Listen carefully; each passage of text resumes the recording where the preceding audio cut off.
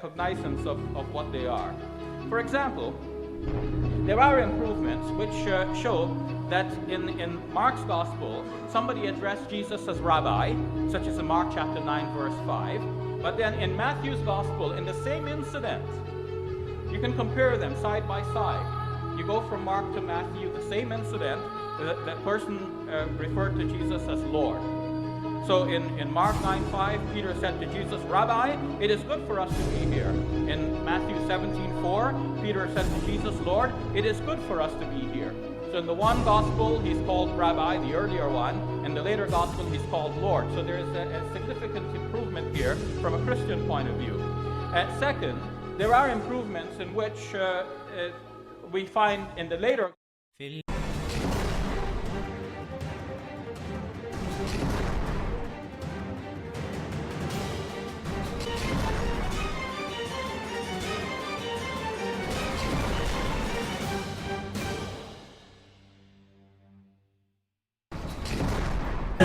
فرقا فحياتي قبل الحلقات تيه بضياء. Some of what has been discovered regarding the Gospels, so that we can understand how to approach the Gospels and how to understand why the Gospels retain both sayings of Jesus which would indicate his limitations, and also sayings which would indicate that he is somehow divine.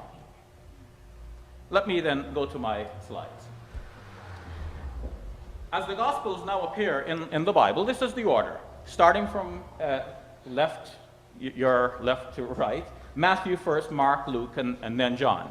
However, scholars generally today believe that Mark was the first of the four Gospels to be written. And hence, this would be roughly the order: Mark first, Matthew and Luke somewhere in between, and finally, John. One of the scholars who has contributed to this conclusion, or rather has accepted the conclusion, and is undoubtedly a conservative scholar. Let me check with James. Is Richard Balcom a conservative scholar? Somewhere there. Is F.F. Bruce a conservative scholar? Oh, by the way, since he is a conservative scholar, I'd like to present to you New Testament history by F.F. Bruce. Thank you very much. You're welcome. One of my textbooks. Now, both Richard Balcom and F.F. Bruce hold to the idea that Mark was first and John last. Now, this is a very important conclusion, and we'll see where it heads. The dating I've given here for Mark's Gospel is 65 to 75, and that corresponds to the specific dating that has been given by Richard Balcom. Well, I said specific, but obviously it is a range because there is a certain amount of subjectivity involved in trying to determine the precise dates. According to F.F. Bruce, a few years earlier than this, because he said the middle of the middle 60s, and so it could be somewhere in close to that, but not to the 75 number. John's Gospel in the last decade of the first century, so anywhere from 90 to 100, and this seems to be what F.F. Bruce says repeatedly, that John wrote towards the close of the first century. Now, what else do these scholars tell us? So Matthew and Luke are somewhere in between, but it is important to notice also that the scholars believe that Mark was a source used by Matthew and Luke in the composition of their own Gospels. Now, that's natural. If somebody has written a Gospel, you're going to write another one. Why start from scratch? You use the existing document, and you write it according to the way you know the facts to be, or to bring out the message you would like to bring out. So Matthew and Luke did this. But, as noted by F.F. Bruce, Matthew and Luke sometimes made improvements to Mark's Gospel. Now, he didn't spell out what all of the improvements are, but the improvements are, I believe, very important, and we should take cognizance of what they are.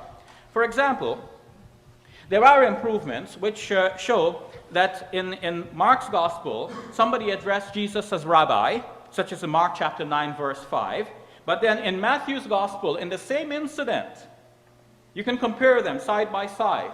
You go from Mark to Matthew, the same incident, the person referred to Jesus as Lord. So in Mark 9:5, Peter said to Jesus, Rabbi, it is good for us to be here. In Matthew 17:4, Peter said to Jesus, Lord, it is good for us to be here.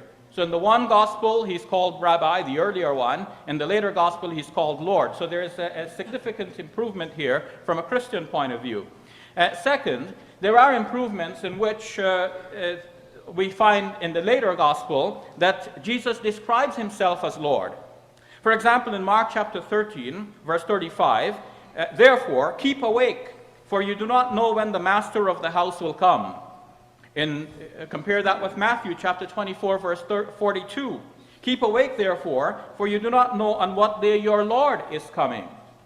When I mentioned this in Seattle a few years ago, James took issue regarding this. Actually, I hadn't mentioned it in Seattle. I mentioned it elsewhere. Then James took issue with it during our Seattle debate. And following that, I wrote a rejoinder reaffirming that this difference actually does exist.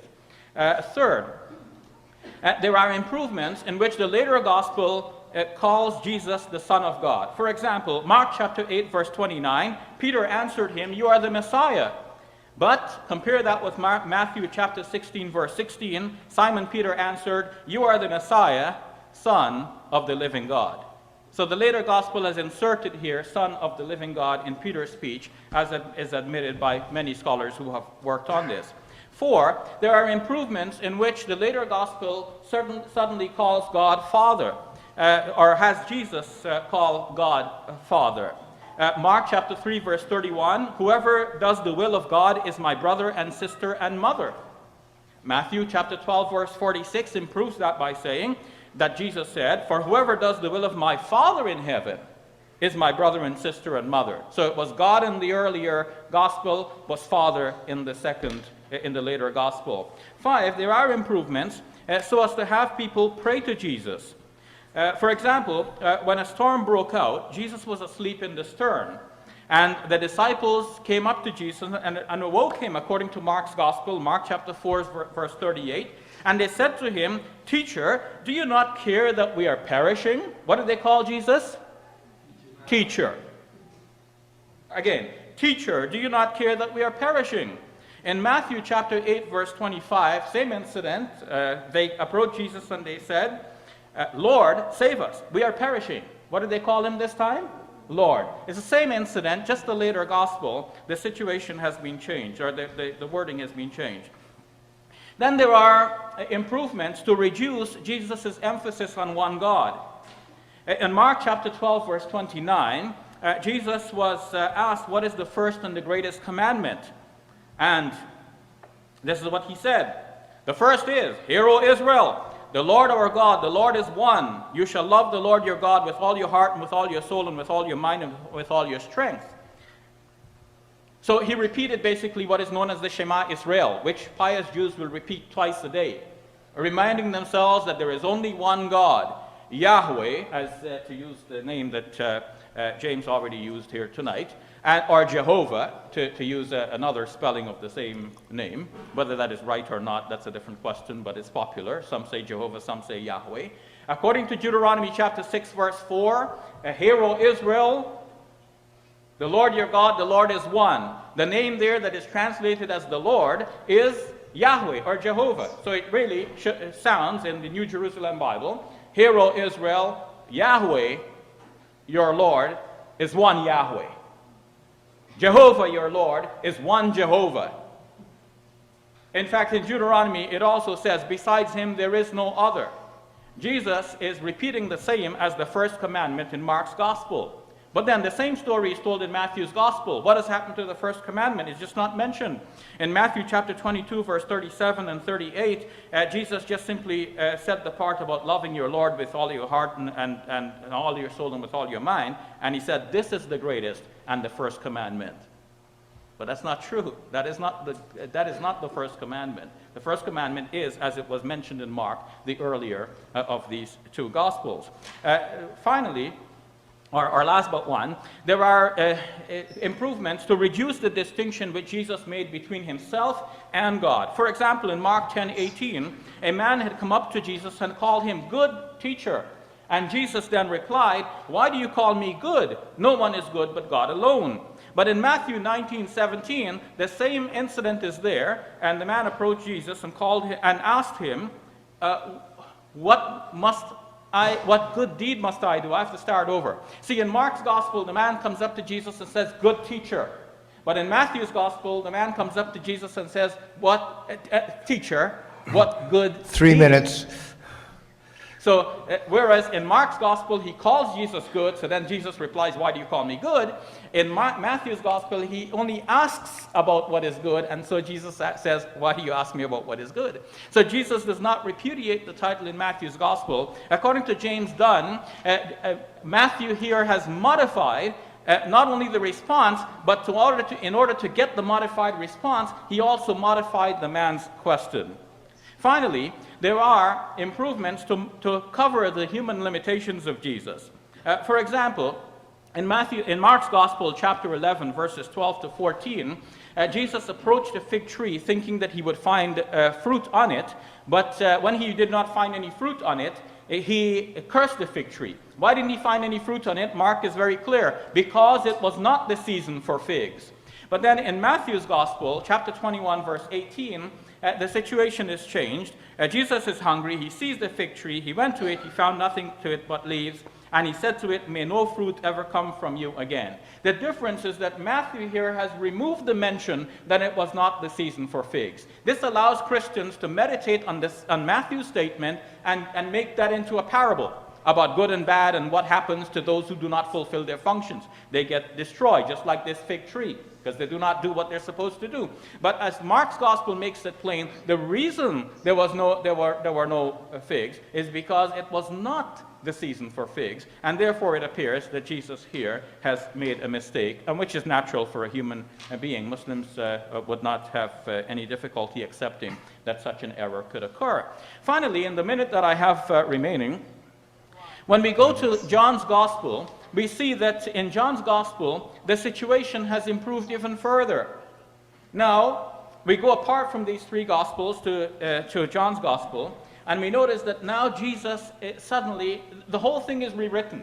So whereas in fact in Mark's Gospel you will find, for example, that Jesus is praying in the Garden of Gethsemane, indicating that he has a will different from that of the Father, but nevertheless he submits his will.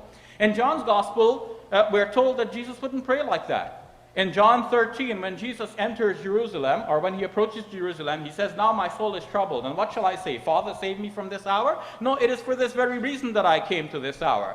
So this is a very different presentation in John's Gospel. John doesn't have the Garden of Gethsemane prayer in which Jesus says, "Save me from this hour." In John, Jesus wouldn't pray like that. In the other Gospels, Judas Iscariot is necessary for surrendering Jesus to the authorities. But in John's Gospel, John has Jesus handing himself over to the authorities. They do not dare arrest him, just his voice blows them over. Right from the very beginning in the Gospel according to John, John the Baptist declares that Jesus is the Lamb of God who takes away the sin of the world. So we have here a developing Christology over time. Why did the early Christians think that Jesus is God? It's because largely John's Gospel and this development over time. Thank you very much.